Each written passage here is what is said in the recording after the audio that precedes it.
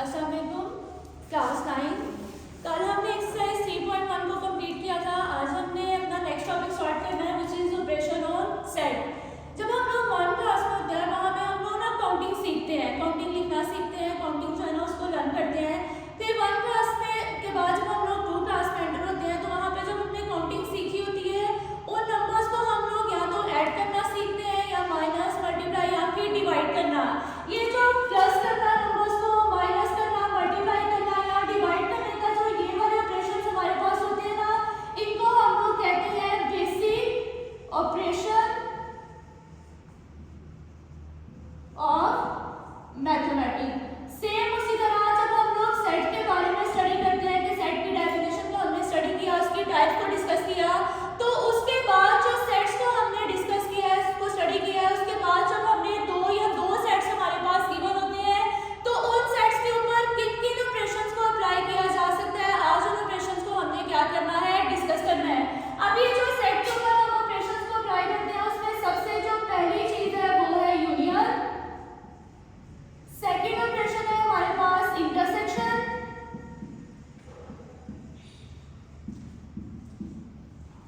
और थर्ड इसका ऑपरेशन हमारे पास है डिफरेंस।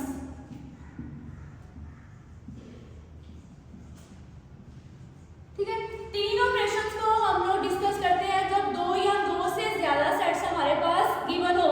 अब जो पहला ऑपरेशन हमारे पास है यूनियन का, अब हमें यूनियन में क्या करना होता है, जब भी हमने नंबर्स की अगर बात करें कि नंबर्स को हमने ऐड करना है या उनको सब्ट्रैक्ट या मल्टीप्लाई करना है तो मिनिमम 2 नंबर्स हमारे पास होने चाहिए, 2 या 2 से ज्यादा नंबर होने चाहिए। सेम उस तरह जब हमने सेट्स का यूनियन फाइंड करना होता है तो मिनिमम 2 सेट्स हमारे पास रिक्वायर जरूर होने चाहिए। तो अगर मैं यहाँ पे 2 सेट्स लिखती हूँ, सेट ए, उसके अंदर कोई एलिमेंट्स हम लोग लिख देते हैं 1 2 3, और सेट बी 2 3 4। अब जब भी हमें यूनियन ऑफ 2 सेट्स फाइंड करना होता है तो हमने क्या करना है, इन दो सेट्स के अंदर जो एलिमेंट्स हमारे पास लिखे होते हैं उन सारे एलिमेंट्स को हमने कंबाइन करना होता है। लेकिन कंबाइन करने के लिए हमने दो कंडीशन को मेक श्योर करना होता है। अब देखें, हमने इन दोनों सेट्स के एलिमेंट को कंबाइन करना है। पहले सेट का एलिमेंट है हमारे पास 1, तो यहाँ पे क्या आ जाएगा 1। अब अगर सेकंड एलिमेंट की बात करें तो 2 सीक्वेंस में यहाँ पे भी हमारे पास है, 2 इस सेट बी के अंदर भी लिखा हुआ है। अब यहाँ पे एलिमेंट 1 को तो हमने लिख लिया। अब अगर सेकंड एलिमेंट 2 की बात करें तो 2 एलिमेंट जो है वो सेट ए के अंदर भी प्रेजेंट है और सेट बी के अंदर भी प्रेजेंट है।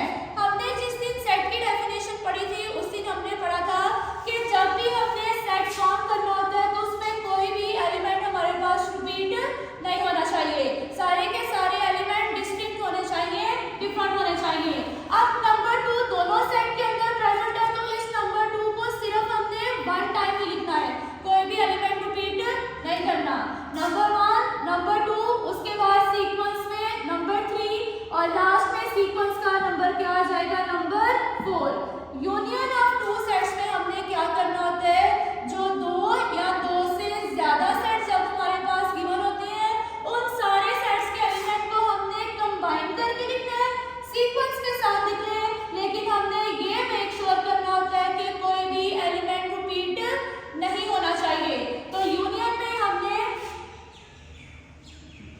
एलिमेंट्स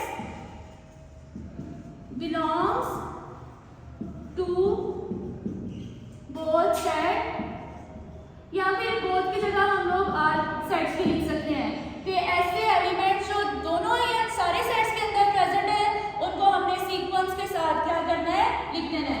अब नेक्स्ट ऑपरेशन हमारे पास है intersection of sets. Intersection of sets. अब इंटरसेक्शन ऑफ सेट्स में हमने क्या करना होता है, जो सेम एलिमेंट्स हमारे पास गिवन होंगे दोनों सेट्स में, सेम एलिमेंट्स उनको हमने क्या करना है, कॉमन लेना होता है। अब अगर मैं यहाँ पे लिखूं सेट ए, उसके कुछ एलिमेंट्स 1 2 3, और सेट बी उसके कुछ एलिमेंट 2 3 4। अब जब हमने यूनियन ऑफ 2 सेट्स को डिस्कस किया था तो हमने दोनों सेट्स के एलिमेंट को कंबाइन किया था, उनको सीक्वेंस में लिखा और कोई भी एलिमेंट रिपीट नहीं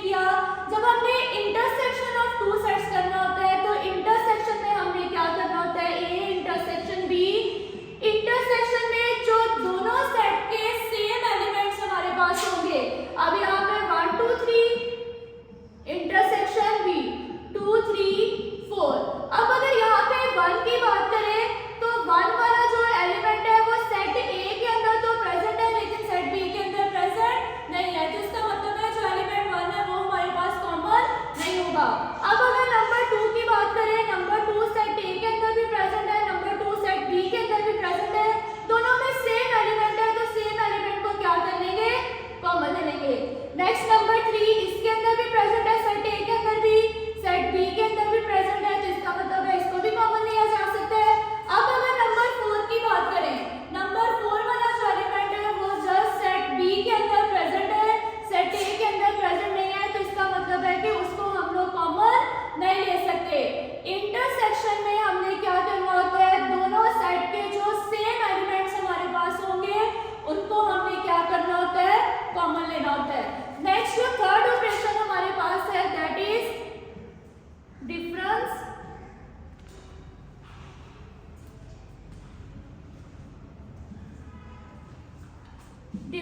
ऑफ टू सेट्स। अब अगर गेन कि अगर हम लोग डिफरेंस ऑफ सेट्स की बात करें तो मैं यहाँ पे दो सेट अगर लिख लूँ, उसमें 1 2 3 सेट ए के एलिमेंट्स और बी के अंदर एलिमेंट्स हम लोग रख लेते हैं 2 3 और 4।